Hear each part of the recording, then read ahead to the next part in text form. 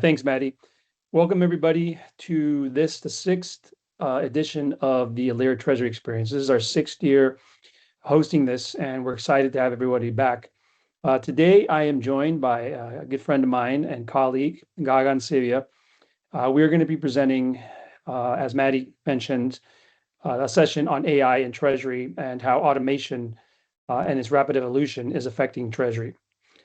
Just as a matter of introduction, even though Maddie already took care of that for me, my name is Carlos Conde. I am a partner and our Treasury Center of Excellence lead here at Lear.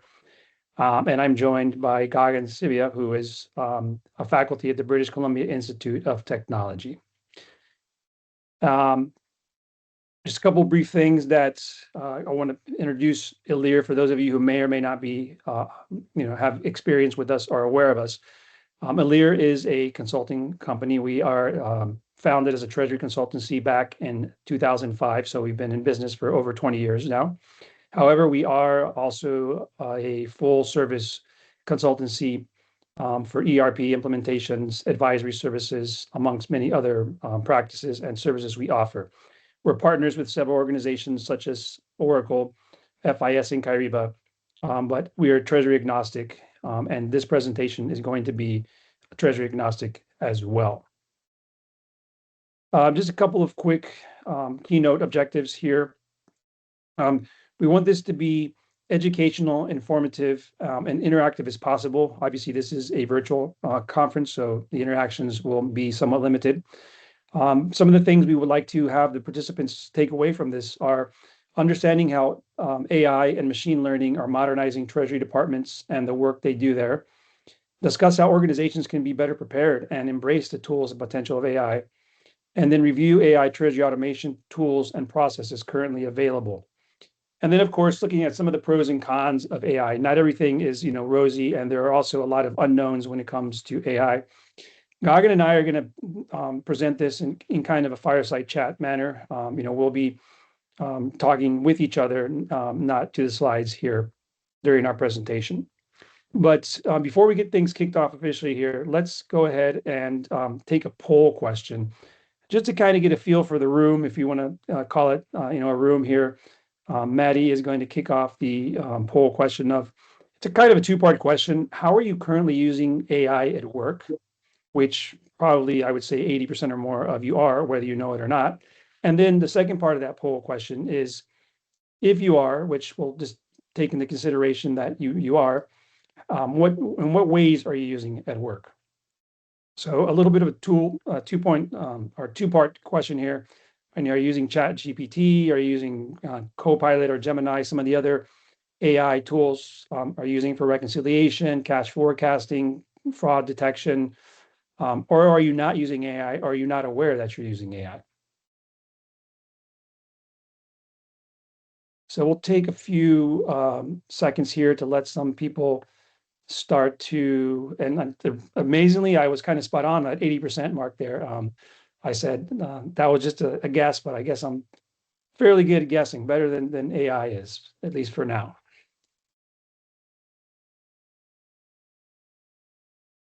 And the poll is going to be open for a little bit, so we can come back and take a look at that during the presentation. But in the interest of time, we're going to go ahead and start off, and I'll bring in Gagan here with me to talk about a little bit as an introduction to today's AI landscape and how we got to where we are today.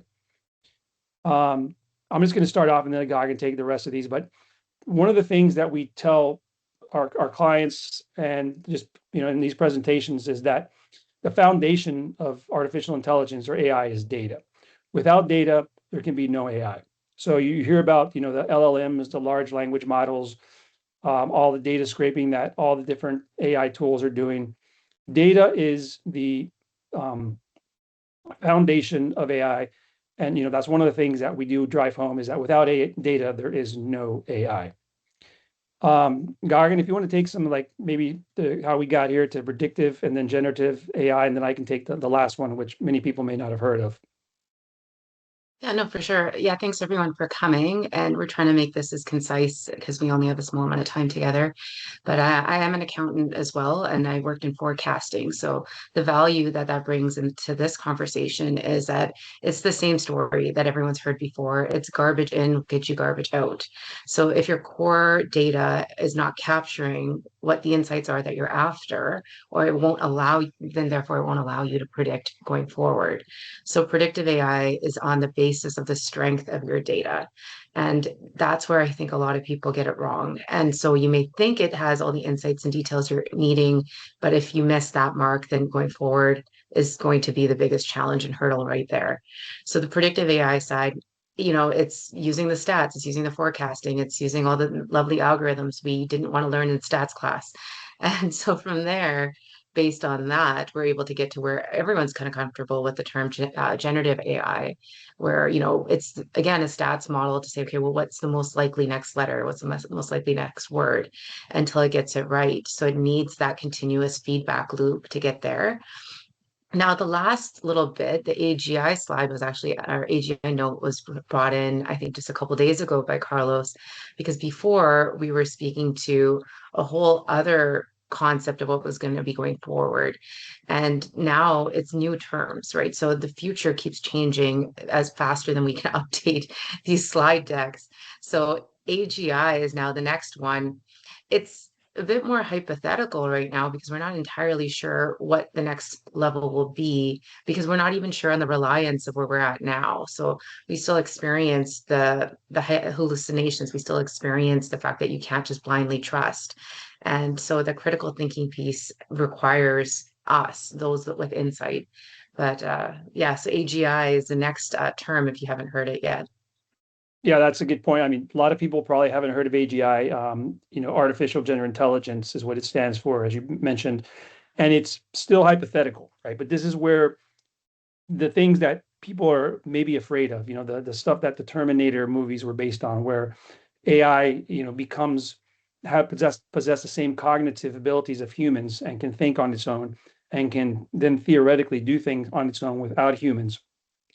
I don't really think that is a threat to us, at least not immediately, but it's something that some, AI scientists and others are warning about making sure that, AI is used in a way that, put some guardrails around it to just make sure that the genie doesn't get out of the box.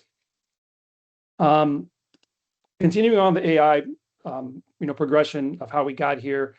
This is a slide we've shown before about, especially when it comes to Treasury tools. Rules-based automation has been around for a long time. For those of you who may do bank reconciliations, AR and AP reconciliations, rules have been around to try to match transactions to bank statements for a long time, but that's not really considered artificial intelligence. Once machine learning and predictive analytics came into being, then that's where some of the machine learning was able to enhance the forecasting tools and fraud detection tools, et cetera. And then, as Gagan was pointing out, generative AI is where it can start to kind of think on its own, right? And then now, the part that's probably going to be most useful for a lot of the treasury users and financial planners and HR and the workforce in general is autonomous AI. And I know, Gagan, that you and I are going to talk about agentic AI, which is kind of, very similar to autonomous AI. And then some of AI's progression. I'll let you take this first because you obviously have talked a lot about agentic AI in some of our past presentations. Yeah, so the generative side is, it's a progression, right? So it's creating an image, if you will. It's a painting a picture based on the results in which you're giving it, but it's not 100% accurate, right? There's still the flaws in it. So if you're trying to get it to paint a picture, it messes up the hands. I'm not sure if you've seen that. So there's That's details always a that dead giveaway, you is the can hands, get right? quite Yeah, quickly. Right? That's where you look. yeah. It's the detail. And then that's the issue, right? So everyone on this panel and everyone that's attending, I'm imagining we're very detail oriented. Otherwise, you're just not going to be that successful in, our roles. The issue is that we're relying on something that isn't detail oriented. So if you blindly take that, fine, you're first, junior levels, whatever, it can be fine, though they're allowed to have some flaws in there.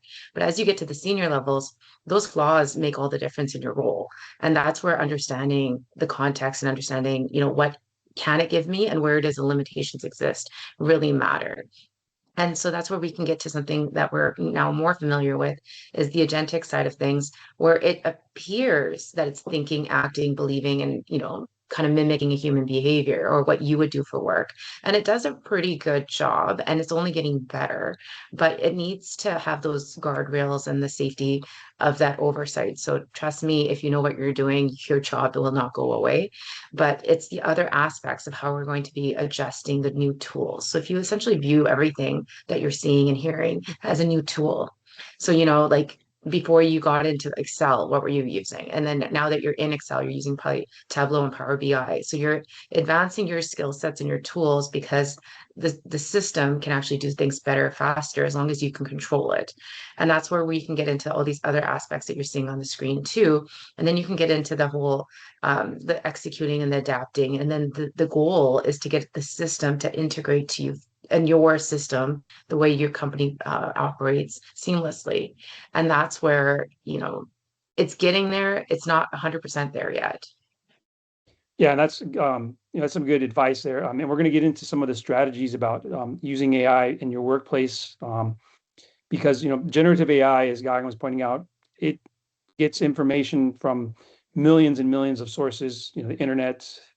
There's you may have heard about lawsuits brought by authors because their works were used in generative AI models. Um, Whereas agentic AI, the future of agentic AI is to put guardrails and to control what your users are able to actually do, but at the same time get benefit from it. So we'll look at some of the actual use cases for agentic AI and generative AI as well here, as part of this presentation. So speaking of AI strategies, here we want to talk about, if you want to use AI at your company or at your job, what are some of the strategies or tools that can you can use as guides here? So we're keeping it pretty simple, but just for starters, I think we have to come to the conclusion that it's not a matter of if you'll need to know how to use AI, or if you will use AI at all, but how will you be using it, right? It's not a matter of when, it's a matter of, how it's going to be used here. Some of you are, even though you may think you're not using AI in your daily lives, you probably are. One of the examples I love to give, or I'd like to give here, is everybody's been using Google search for years. These days, if you do a Google search, guess what? You're feeding that into its Gemini AI model. And you may notice that at the very top of the search results, you'll see the generative AI responses. A lot of the Microsoft products are now all embedded with Copilot. In fact, they've renamed Office 365 to Copilot 365.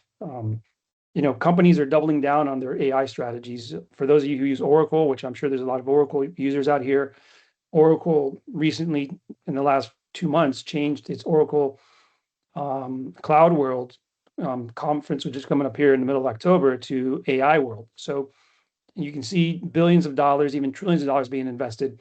So it's not a matter if you're going to be using AI, but how you want to use it. And then, what do you want to accomplish and what are the analytical outcomes you're looking for? Gagan, I don't know if you want to, I know we've talked about this before, like, you can use AI, but it doesn't do any good if you don't know what you want to accomplish, or if you don't know how to measure what you've accomplished. Yeah, and the whole point is when you're using a tool, regardless of what it is, your objective has to be clear. So if you understand exactly what you're after, and the more specific you can be, it's almost like when you're prompting with ChatGPT, right? The more specific you are, the better the outcome you'll receive. Obviously, with the tools that you'll be using for work, it'll be that much more deeper, stronger, and require that much more insight because you still have to use that critical thinking lens, right? So what's your spidey sense telling you when you're looking at the data? But if you're 100% reliant on that and you don't have that critical thinking, you don't have that, check, then, you're going to be exposed to making that mistakes, which is going to be an issue. So you really need to have that idea of what is the goal here, right? What am I actually trying to find? Am I actually trying to resolve? And then the more specific you can be, then the better like, most more likely you'll be able to catch any issues. And like, the more you train it, the stronger it gets too. So there's a benefit to doing that effort. Yeah, all good points. And we have on the slides here, and I mentioned to, a lot of people ask me, you're going to have to use AI, so you need to have some sort of, what are your goals, and then how do you measure those goals, and how do you turn the information you get back into actionable, um, you know, tasks or data. So we're going to look at some of the different, strategies, but also tools you can use in order to, turn ideas into action. Now, one of the things that we're going to be diving into here in just a second, and this is, part of this Alir's Treasury experience. So Treasury being one of the key terms here, we want to concentrate, from this point of the presentation going forward on how AI works in a Treasury department or in a financial planning and analysis department or in financial in general. But we're going to be taking a look at some of the different use cases for AI in Treasury that are available today. One thing we do want to, and we're going to talk about here in several slides, is the difference between embedded AI and then bring your own AI or Gen AI to your daily tasks. One of the things about embedded AI is that it's a lot of the treasury management systems and other tools are delivering it, and then bring your own is basically you can think of as ChatGPT, Copilot, AI models that are using general public information that's available on the internet. So we're all going to talk a little bit about some of the pros and cons later on about privacy concerns. I know when we give this conference or this presentation before, a lot of people will have privacy concerns about like, how is my data going to be used? How do I safeguard my data? Is my data going to be shared? But the overall strategies for Treasury, you can think of some of the ones available today for prediction, right? Cash forecasting, fraudulent payments. Then what about recommendations? Okay, what's my liquidity planning? What are my borrowing strategies? But then generative AI can also be used and is being embedded in a lot of tools to help with just user queries. I mean, right now and before you had to write a report using some structured query language, SQL or whatever it may be. With generative AI, you're going to be able to just use natural language to ask the questions, what's my cash forecast for the next week? Find this AP payment that went out yesterday. And then we're going to also talk about how you can use generative AI and AI tools to build scripts and formats, test cases, queries, charts, and reports. So what used to have to be something done manually, you can now tell many generative AI tools, build me a test script based on, and you can give it the information that you want to use for your test scripts. So, there are going to be a lot of uses that we're going to take a look at.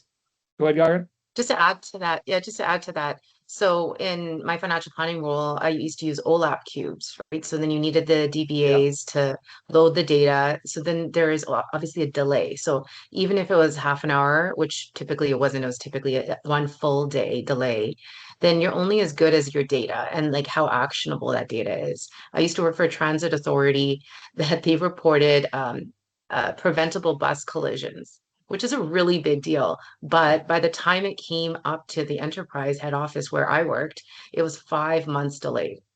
So what's the point, right? Like, you want it to be real time because that's where the action lives. So the thing is, once you have these type of tools embedded into your system, then you can quickly scenario plan and create alerts, which can actually help you in the moment rather than 5 months delayed, like I just noted. And that's a good point. In a couple slides here, we're going to look at kind of like the whole ecosystem and some people call it the advent of APIs and real-time data, and how that can be used and how AI can help enhance that. Now, I kind of say that, with tongue in cheek because APIs have been around for decades and decades. But, they're having their another limelight moment here because connecting the different data sources to the platforms like the treasury management systems and other reporting tools requires APIs in order to make it more real time than the SFTP or the typical ways that things are being done today. So AI and Treasury as of today, and the reason I have that as of today is because Guy and I have done this presentation several times, and we always are, waiting till 11th hour in order to update it because of the fact that AI is moving so quickly. And the Treasury tools that are available out there are adopting AI at I wouldn't say a rapid pace, but at a deliberate pace, right? There's some things that we'll talk about here, use cases that are already available, and then there's some that are on the roadmap. But I think a lot of the companies are trying to spoon feed AI to their customers in order to not overwhelm them, or also not to have the AI tools fail. Like Gagan mentioned, some of the AI tools still hallucinate.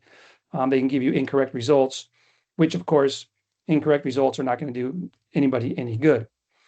I mentioned this before a little bit about embedded versus bring your own AI. The embedded tools, a lot of the TMS vendors, some of you are probably using them already, the Kyriba, FIS, G Treasury, even Oracle and many other companies are embedding them. They're managed by the vendor. They can have guardrails around them. Some of the use cases are fraud detection, cash forecasting. We're going to talk about those a little bit more in depth. Bring your own AI. That one there is, I kind of alluded to or use an analogy. If it's kind of before a company used to issue you a cell phone, nowadays you bring your own cell phone. It has its pros and cons. There are a lot of AI tools out there, but a lot of them, are public large language models, which means that any data you put into those enters in the public domain. So, one thing at Alir, at the company that I work at, we are doing a lot of education to our staff because we're consultants. So we have a lot of access to user data to not ever put any user data into public AI tools, because once it's on the internet, it's everybody's game there.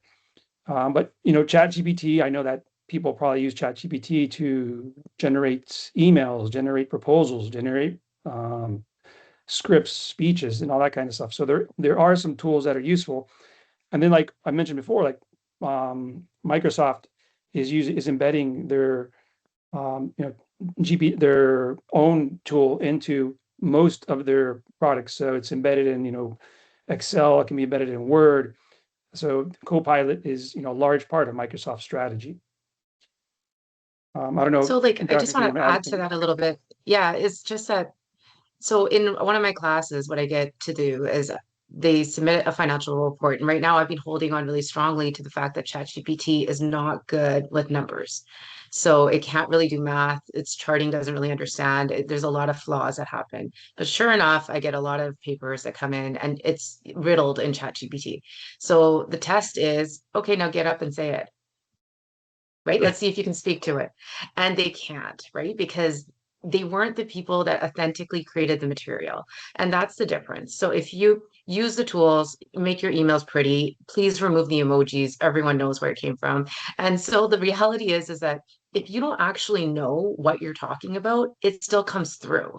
And like the same thing when it comes to your work, because your work is so specific that if you aren't actually guiding it, understanding it, and manually done it multiple times, that knowledge and that detail cannot be undone, right? So like you need to actually have that. So the issue I have with some of this is that yes, the ease is there, but the concern I have is that, well, when it comes to even like fraud detection, they're getting better at it too. And if you don't really know how to do your job, how are you going to be able to check if it's actually fraudulent or not? I have more friends than not that are getting scammed in so many different ways because now the scammers have caught on.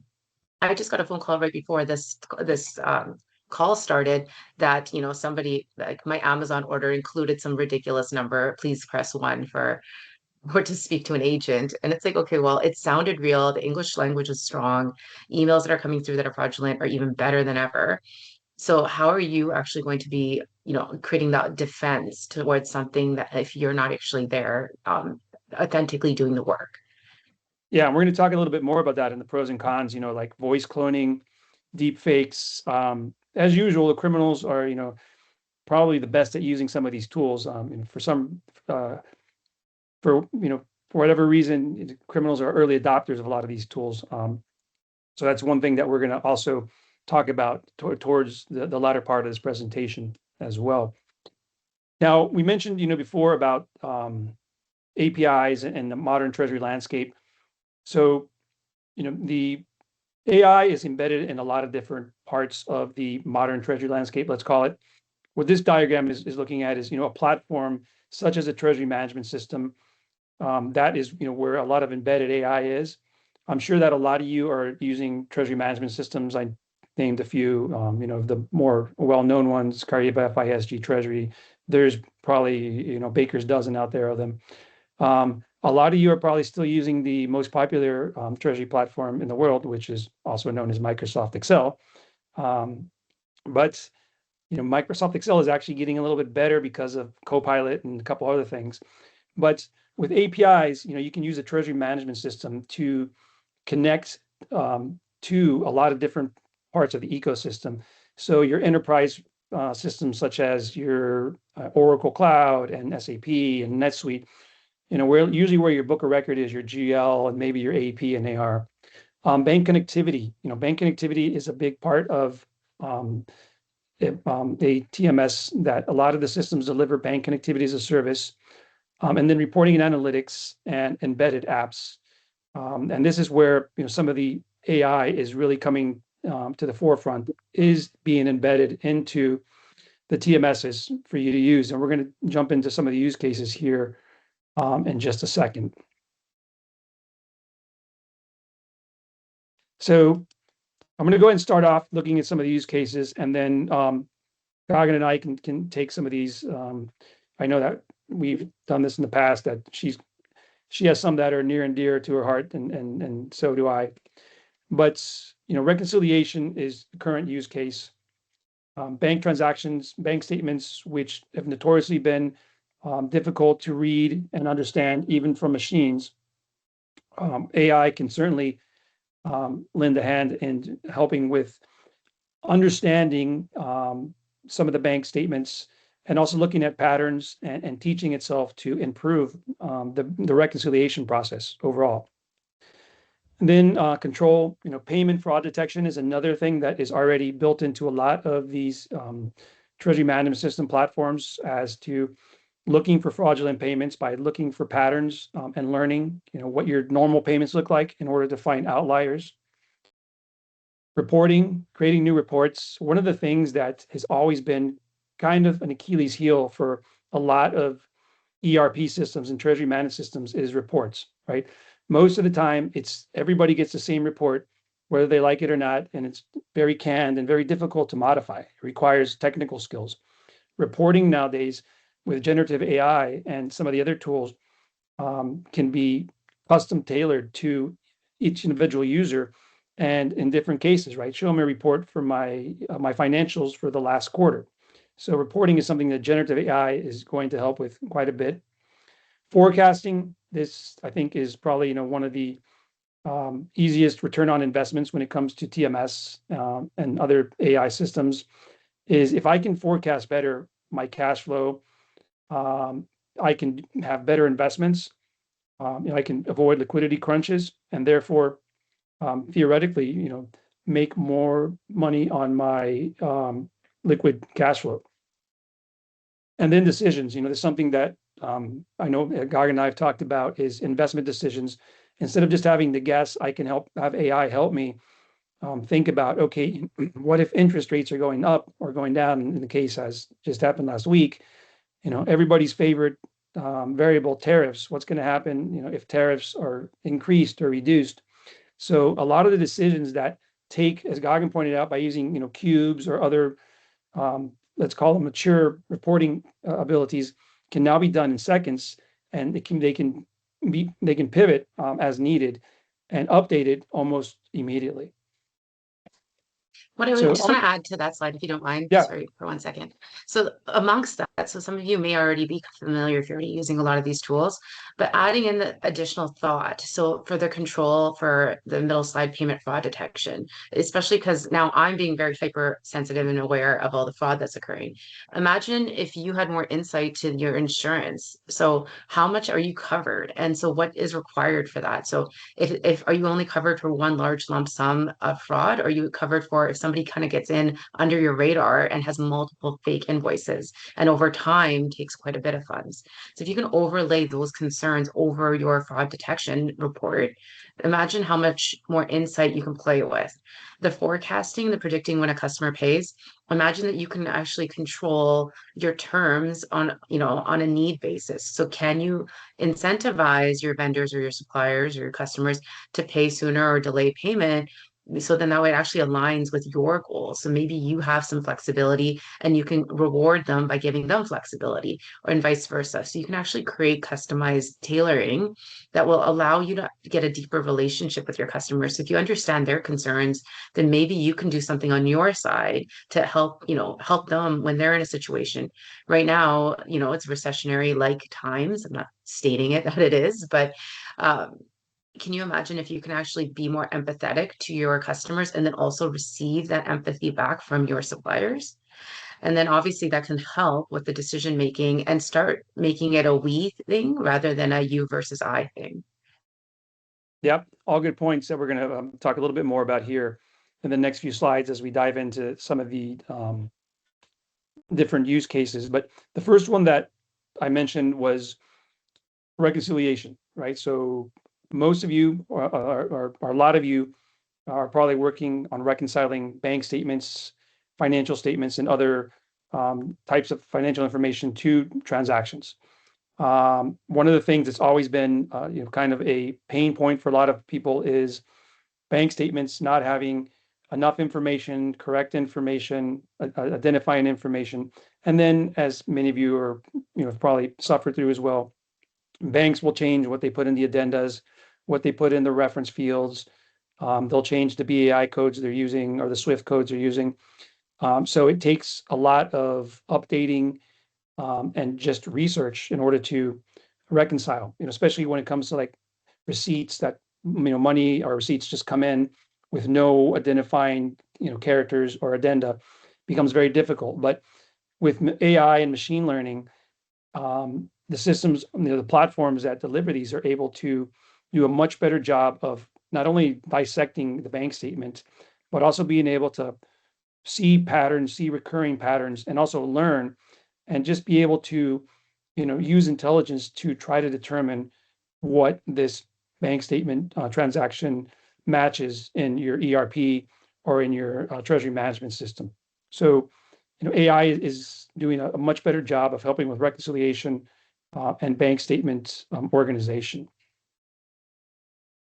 Then another one that, I'll take first and then let Gagan, she was mentioning a couple of things before, but, the ability to use AI for cash forecasting. So this is something that's, like the ability to forecast how much cash I have on hand, how much cash I'm going to have in 13 weeks, how much cash I'm going to have for the next year, year and a half, but then also what are my needs going to be, right? My payroll, my suppliers, any inventory that's coming in that I have. How is this going to affect, my liquidity? Because you hear a lot of, if those of you who've, been to the AFPs or the regional AFPs, you've probably heard a lot of sessions on liquidity planning, working capital. Those two kind of go hand in hand, but a lot of the different TMS systems have also rebranded their cash forecasting to liquidity planning because it involves more than just cash, right? It involves inventory, suppliers, and looking at the picture overall. And AI is able to use machine learning and predictive analysis to help greatly with that. Also, like FX, right? So, how dramatic is the FX changes and fluctuations? What we didn't mention is I'm Canadian, so we are very sensitive to you folks in the South here.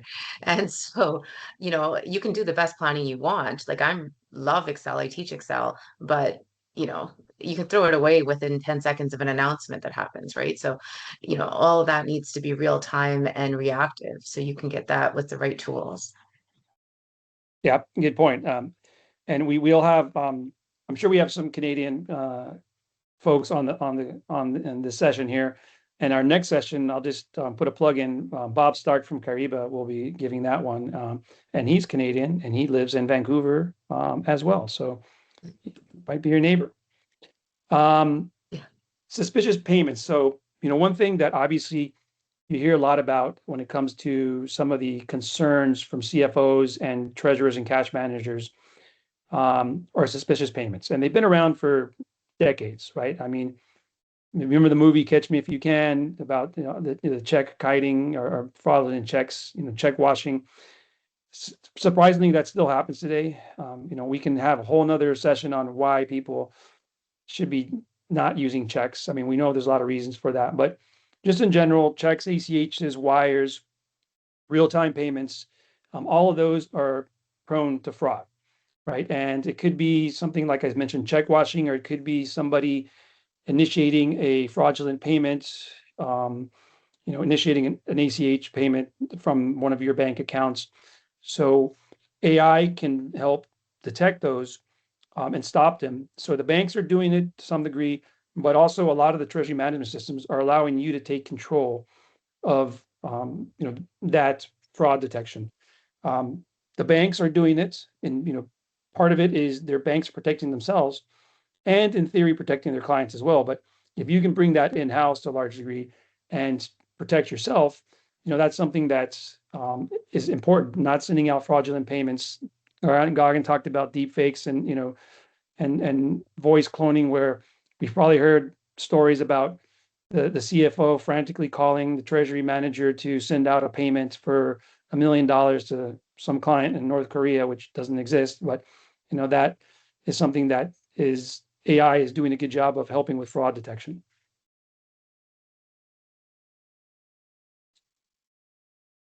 And then I'll let Gagan take this one since she's the one who created the slide and also schooled me on this. But AI for optimizing investment returns. Yeah, so I think when it comes to like setting things up, checking, getting the tool to work, that's great. There's a lot of options out there, but now what else can you do with it? That's, I think, where we need to start thinking and going a little bit deeper in this journey. And this is just a concept that came to me and I just fell in love with the idea.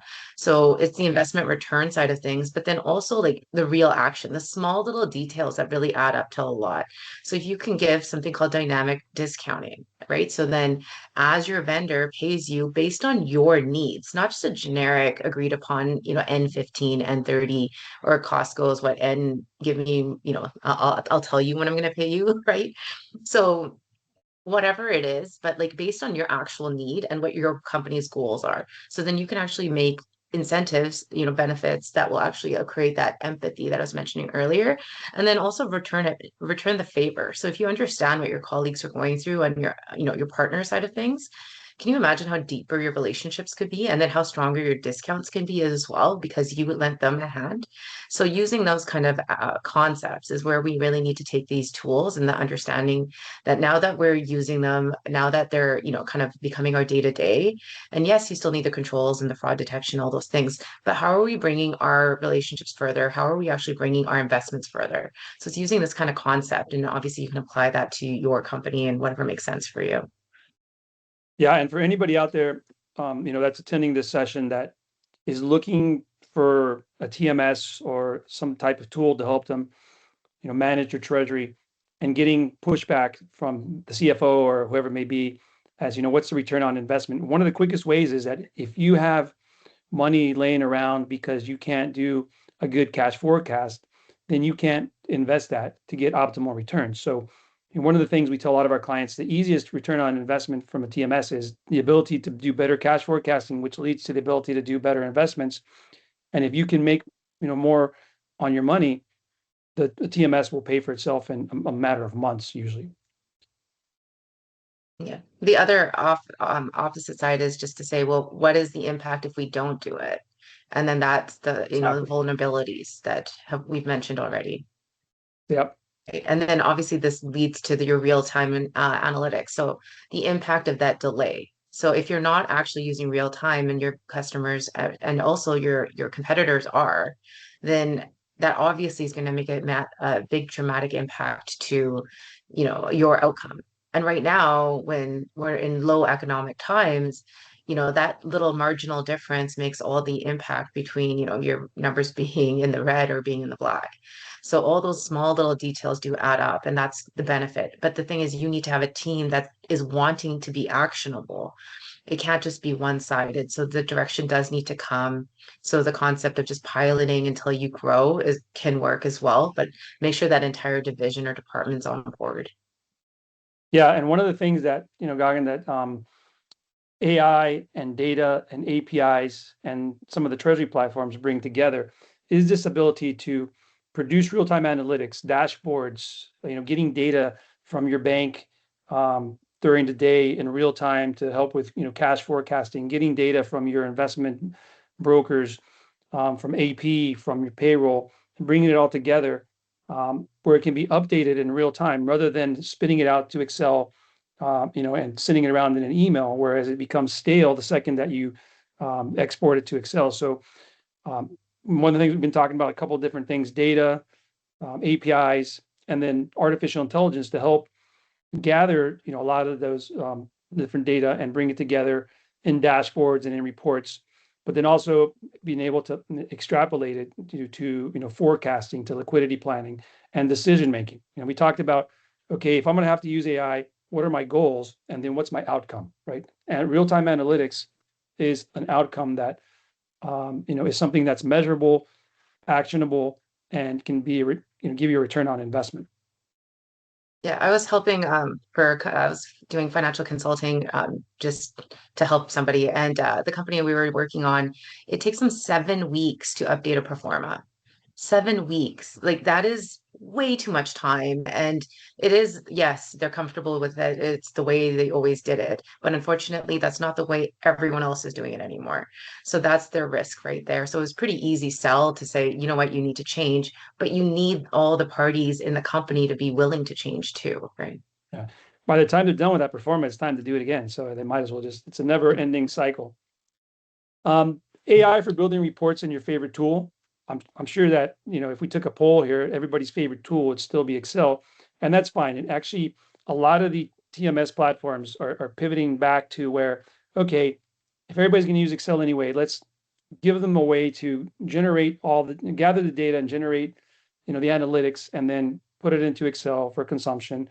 But one of the things that we talked about before is AI is going to allow you to um, pretty much tailor, the reporting that you want, not that somebody's forcing on you because of the fact that it's so hard to build reports, right? With generative AI, you're going to be able to say, query the data that's in the systems and maybe in a TMS tool or in some other database and have it give you immediate responses. Kind of just like a lot of people are probably doing with Chat GPT or, looking for answers on the internet.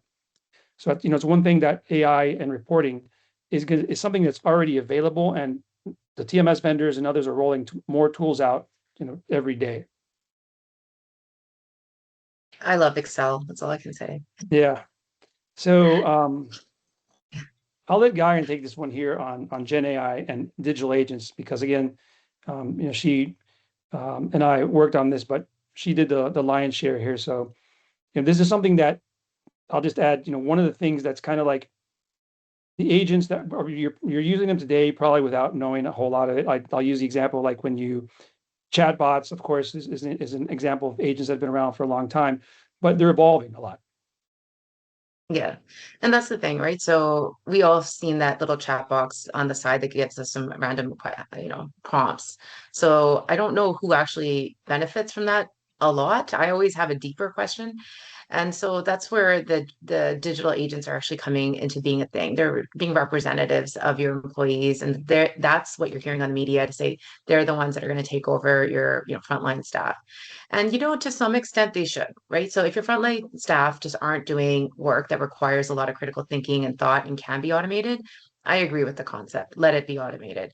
But you need to understand how much thought and the detail that you need to have your agent to understand and know. And that's the system behind it, right? And then the training that you give the bot. It's the same idea as training a frontline staff employee.